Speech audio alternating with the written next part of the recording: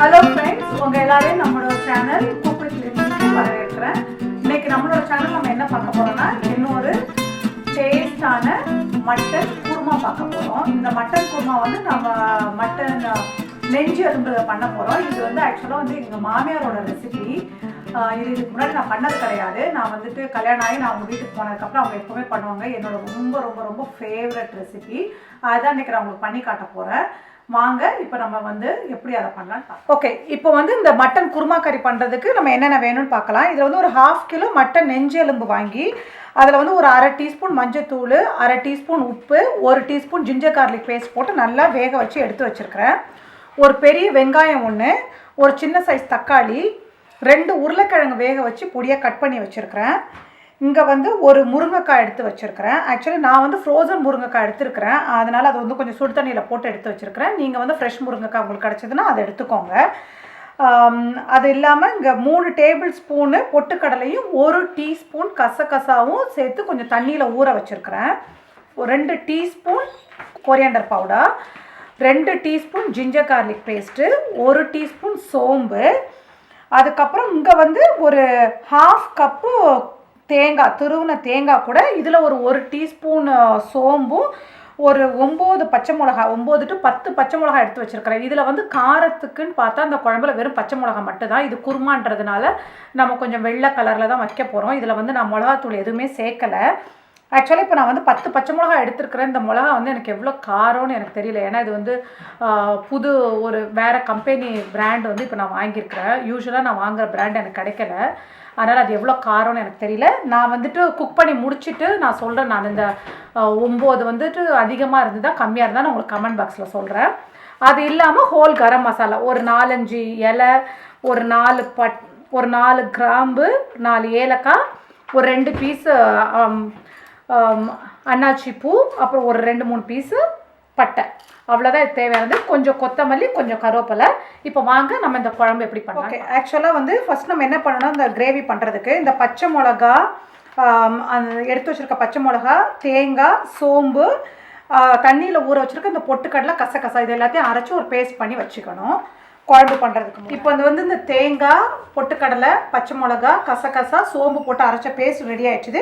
இப்போ நம்ம வந்து குழம்பு அடுப்பில் வந்து நான் பேன் போட்டிருக்கேன். இப்போ நம்ம குழம்பு ரெடி பண்ண வேண்டியதான்.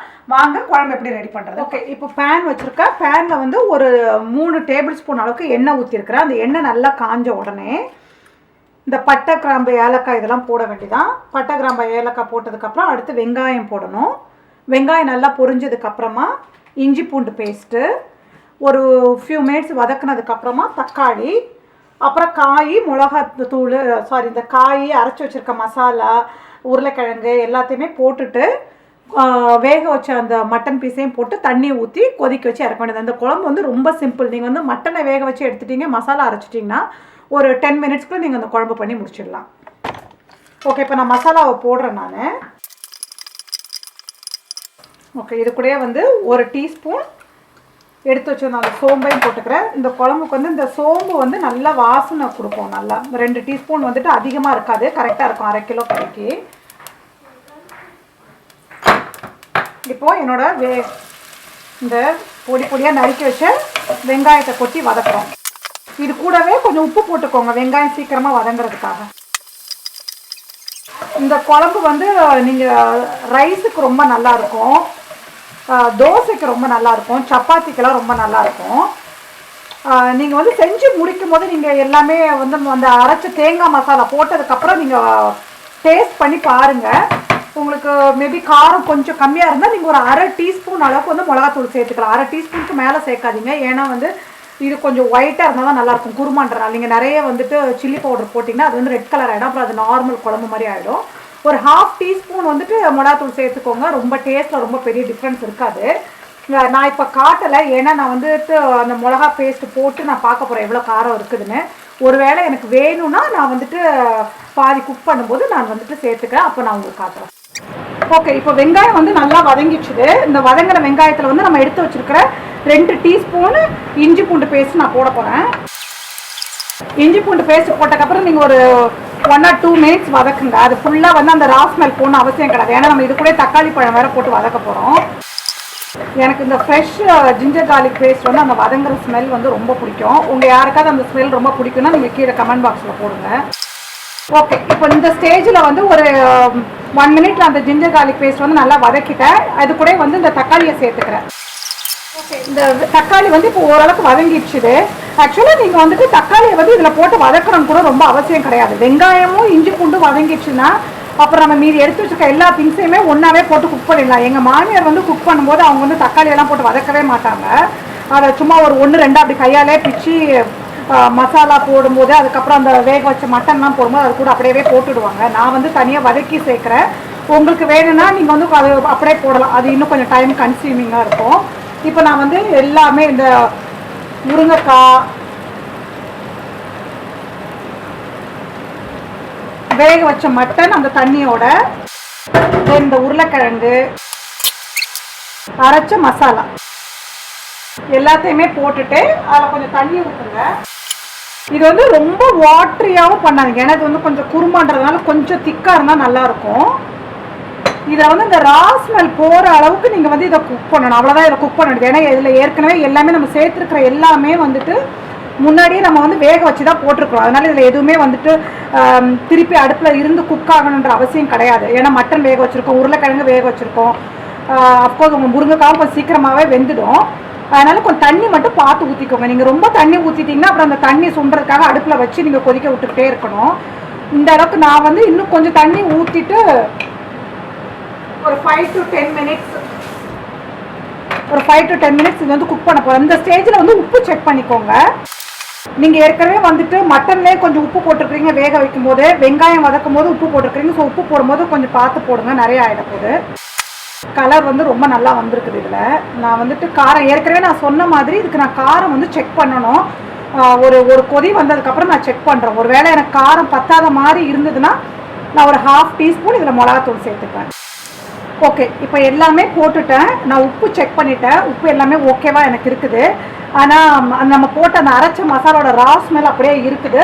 அதனால் நான் என்ன பண்ண போகிறேன்னா இதை வந்து நான் மூடி போட்டு ஒரு 5 to 10 மினிட்ஸ் இதை நல்லா கொதிக்க வைக்க போகிறேன்.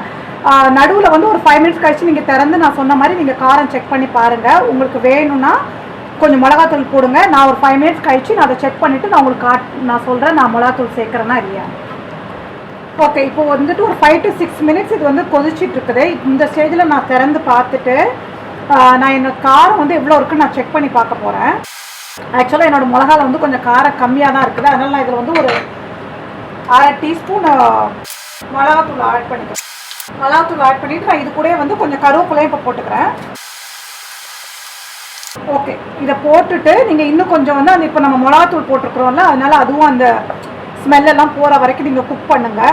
ஒருவேளை இப்போ உங்கள் மிளகா வந்து அதோட காரம் எல்லாமே கரெக்டாக இருந்ததுன்னா ஆல்மோஸ்ட் நீங்கள் இந்த ஸ்டேஜில் வந்து நீங்கள் ஸ்டவ் வந்து ஆஃப் பண்ணிடலாம். ஏன்னா அதுக்கு மேலே அதில் குக் ஆகிற ஒன்றுமே இல்லை. ரொம்ப நேரம் நீங்கள் இதை கொதிக்க வச்சுட்டே இருந்தீங்கன்னா அந்த குழம்பு வந்து யூஸ்வலாக நீங்கள் வச்சு வைக்கும்போது அப்புறம் ரொம்ப கட்டியாக ஆகிடும், திக்காக கூட்டு மாதிரி ஆகிடும். அப்போ நம்ம கொஞ்சம் கிரேவியாக வேணுன்றனால நீங்கள் வந்துட்டு எல்லாமே கரெக்டாக இருந்ததுன்னா இந்த ஸ்டேஜில் நீங்கள் ஸ்டாப் பண்ணிடலாம். நான் வந்து இன்னொரு 5 to 6 மினிட் இதை நான் வந்து கொதிக்க வைக்க போகிறேன். ஓகே, அவ்வளோதான். இப்போ என்னோட மட்டன் குருமா ரெடி ஆயிடுச்சுது. இப்போ நான் வந்து ஸ்டவ் ஆஃப் பண்ண போகிறேன். நான் எல்லாமே செக் பண்ணிட்டேன். எனக்கு உப்பு காரம் எல்லாமே கரெக்டாக இருக்குது. இதில் வந்து கொஞ்சம் கொத்தமல்லி தூவி நீங்கள் நிறுத்திக்க வேண்டியது. ஓகே, இப்போது நம்மளோட சுவையான மட்டன் குருமா ரெடி ஆயிடுச்சுது. இது வந்து ரொம்ப காரமான ரெசிபி கிடையாது. இது வந்து ரொம்ப கொஞ்சம் மைல்டாக தான் இருக்கும். ஆனால் உங்களுக்கு இது கொஞ்சம் காரமாக வேணும் அப்படின்னு நீங்கள் நினச்சிங்கன்னா நீங்கள் வந்து இதில் கூட கொஞ்சம் பச்சை மிளகா சேர்த்து அரைச்சிக்கலாம். ஒன்றும் ஒரு ரெஸ்ட்ரிக்ஷன்லாம் கிடையாது. ஏன்னா குக்கிங் வந்துட்டு ஒருத்தவங்களுக்கும் ஒரு டிஃப்ரெண்ட் டேஸ்ட்டு. சிலருக்கு ரொம்ப காரமாக பிடிக்கும், சிலருக்கு ரொம்ப மைல்டாக பிடிக்கும். பட் குருமானாலே வந்துட்டு மைல்டான ஃபுட்டு தான். இதை வந்து நீங்கள் சப்பாத்தி கூட, நான் ஏற்கனவே சொன்ன மாதிரி சப்பாத்தி கூட, இடியாப்பம் கூட, ஆப்பம் கூட, ரைஸ் கூட எல்லாத்து கூடயுமே சர்வ் பண்ணலாம். ரொம்ப நல்லாயிருக்கும். இட்லி தோசை கூட தொட்டுக்கலாம், ரொம்ப நல்லா இருக்கும். இந்த ரெசிபியை நீங்கள் உங்கள் வீட்டில் ட்ரை பண்ணுங்கள். உங்களுக்கு பிடிச்சிருந்தான்னு கமெண்ட் பாக்ஸில் வந்துட்டு எனக்கு மென்ஷன் பண்ணுங்கள். உங்களுக்கு இன்னும் இது மாதிரி வேறு ஏதாவது ரெசிபிஸ் வேணும்னா அதே நீங்கள் கமெண்ட் பாக்ஸில் போடுங்க. ஓகே, நீங்கள் வந்து குக் பண்ணி பார்த்துட்டு இந்த ரெசிபி உங்களுக்கு ரொம்ப பிடிச்சிருந்ததுனாக்கா நம்மளோட சேனலுக்கு வந்துட்டு சப்ஸ்கிரைப் பண்ணுங்கள், லைக் பண்ணுங்கள், ஷேர் பண்ணுங்கள். உங்களை இன்னொரு டேஸ்டான எக்ஸைட்டிங்கான ரெசிபியோட உங்களை நெக்ஸ்ட் டைம் வந்து சந்திக்கிறேன். பாய்.